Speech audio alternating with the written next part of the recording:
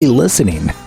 What do you think of track 8, Julie, The Bounce? Oh, I hate it. And no one's a bigger Persuasion fan than me. I'd never liked it. And I remember when I first heard it, I thought, this doesn't fit into the caliber of Persuasion's recording. You know, there's a dance called The Bounce. Everybody doing it. And something I don't know. I think that was one of the songs that Joe brought to us and wanted me to sing it. It's funny about your story, too, because I think when I was a little kid growing up hearing that song, I loved it. Yeah. And as I got older, that was the one that I didn't particularly like. Right. I could see how it could really speak to children. First of all, just the word itself, the bounce. Yeah, that's a kid's word. And then the lead singer, which is me, out of key. You know, I was bouncing all over the place. You know, it's one of those ones where I find myself hitting the next song, because you know you really have to be in the mood for it. I mean, right. I'm never in the mood for it. I wasn't either. I'll agree.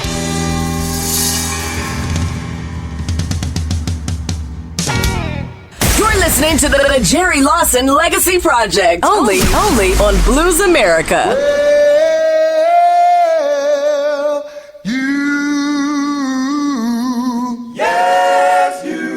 Make me leave my happy home. Yes, you took my love and now you're gone. Since I fell for you,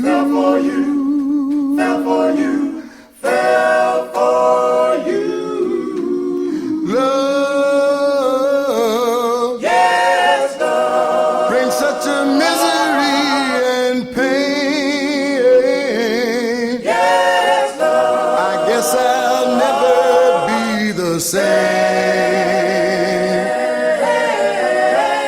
since I fell for you. Oh, well, it's too bad. It's too bad. And it's too sad.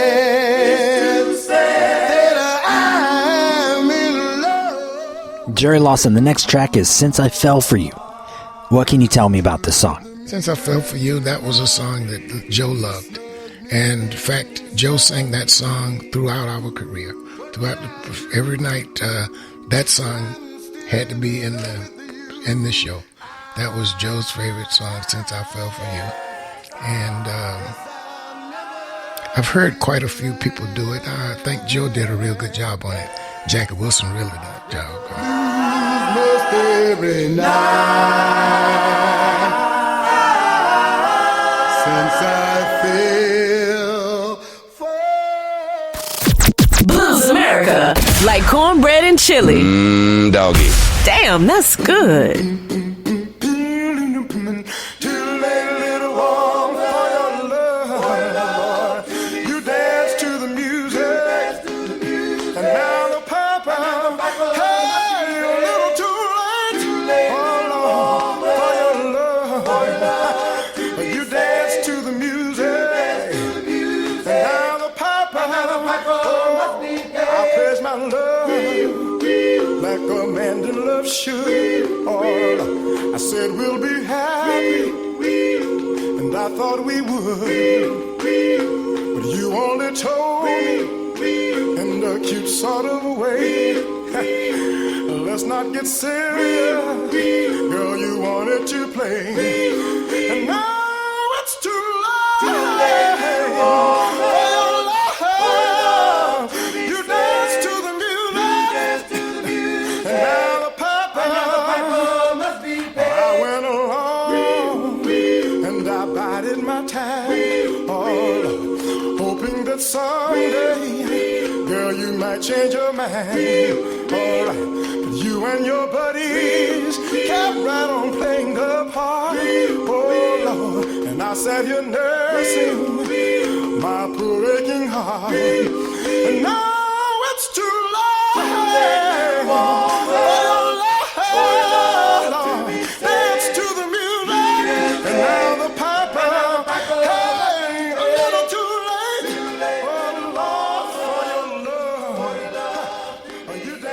How about that, Jerry? That's beautiful. That was a studio, and you could tell I was influenced by Jerry Butler, because it was Jerry Butler's song, and the words, a lot of words, you know.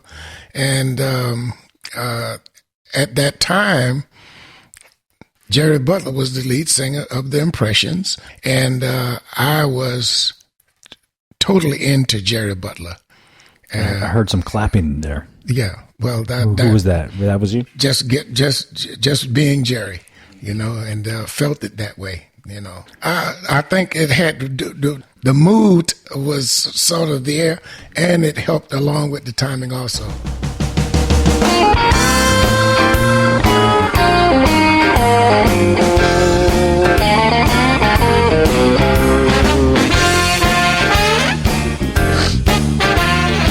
This is Blues America, and I'm talking to Jerry Lawson about the 1970s album on Frank Zappa's straight record label, Acappella.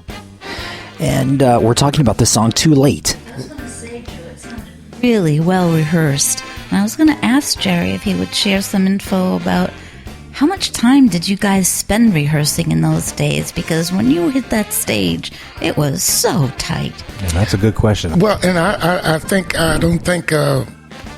you know, we stayed I said in the kitchen, but we rehearsed every night. We call it rehearsal every night, but it was just, to us, we was just having a good time. So when we became professionals and we started doing shows and we got on the stage, the only thing that was different was that instead of dungarees and sneakers, we had on a suit and patent leather shoes, but we sung the same because we rehearsed every night, and our live performance was just another rehearsal, dressed up. When you were getting together to do that, you were just singing for fun. You weren't even thinking of it as a rehearsal. No, you were just getting together because it was fun. It sounded great, and you had new songs that you kept bringing. I think our greatest days were when we were just getting together. When we turned professional and then really started rehearsing, that when we screwed up everything. Yeah, so it sounds like there's a lot of it came naturally for you guys. A lot of it, it came natural because we did sing on the street corner. And like I said, some of our best performances, I remember one night we were going upstate New York and we were late. And so we had to perform in our street clothes. Now that was a great show. Because, when we dressed up in the tuxedos and everything, that was, putting a little icing on the cake and stuff when we came out like that. But this one night, we got out the car and went on the stage in our sneakers, and the place just went wild, and that was one of the greatest shows.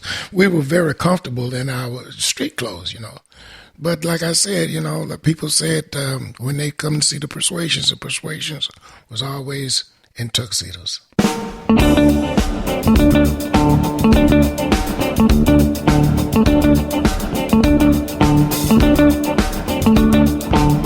This first album, when it came out, I think I bought a truckload of them, because I couldn't believe that I was finally on the album cover. I told you I used to work in this factory that made album covers, and here I am on the album cover. Boy, I'm looking at this album cover now. Boy, we was young, and we really we thought that this was, wow, this is really neat. Jerry, of course, the Persuasions did not invent a cappella. However, prior to this album, the sound was limited to pretty much gospel and doo-wop genres, and certainly not part of the mainstream music culture.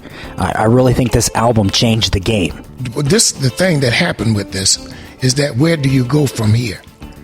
Now, you're at the point, now you got an album out. Where do you go from here? Hey, was it all right? Hey, was it all right? Hey, was it all right? Frank Zappa, he put this out. But this was just one shot, Now, where do you go from here? From this album was half of it was recorded in Frank's studio, and then half was recorded live. Now, the live part of this was when David Dashev had this idea to take these guys to the colleges around the United States and open the doors to the young, well, we call them baby boomers now, but they were the young people at that time, to open the door to open their eyes to Acappella. And this is 1970 or 71? This was around there. Around there, yeah. Around 70, 71. This is you could say David had an epiphany. And also, it's when David got you signed with the William Morris Agency, which is a huge thing in the business at that time. David had a friend, Eric Malamud, who worked for Capitol Records at the time. And David, who was a Harvard grad, and he got friends in Hollywood, so here come the connection. It's not what you do, it's who you know. So David and Eric Malamud had this idea, let's take these 5 guys with this acapella thing that you got, we might have something going here, you know? Where does that moment, are you leading right now into that moment where you're all sitting in the car deciding whether or not you're going to give up your day jobs, leave your families, hit the road? And is that when in the car you had that, you know what I'm talking about? That moment in the car? Oh, that was during this album. The first album? Yes, that was during the first album. Tell Drew what happened. Well, we decided, you know, that we were going to become a group. We said, well, you know, we're going to have to start the traveling. And that's when the car started shaking. And we said we was going to give up these day jobs and travel.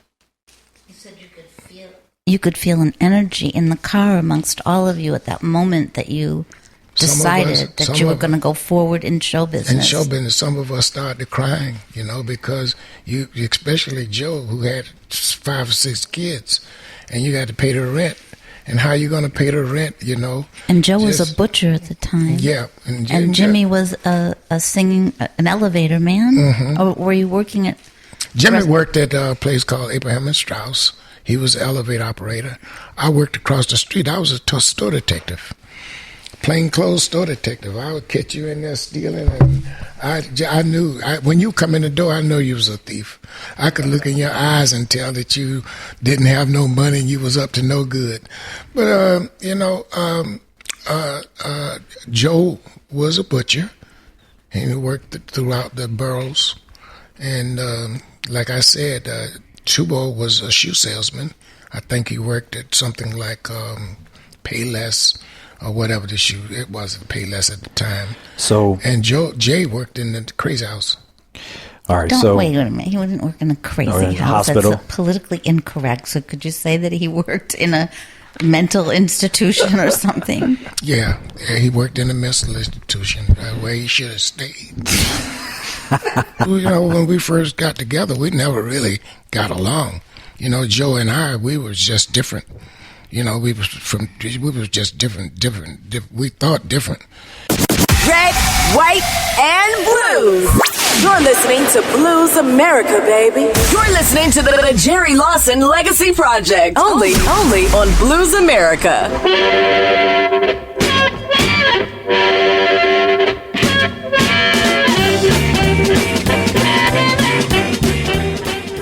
more with this week's special guest, the star of the show, Jerry Lawson, when Blues America returns. But first, some Chicago blues from Japanese-born Shoji Naito, featuring Willie Buck with I Got to Go. From the shiny new blues of New Cool, Old School, in stores now. I love that title. And after a short time out, the blues will continue at the break with the Reverend Sean Amos, featuring the Five Blind Boys of Alabama on a personal, gospel-inspired song, Days of Depression. This is Blues America, available on PRX, Public Radio Exchange.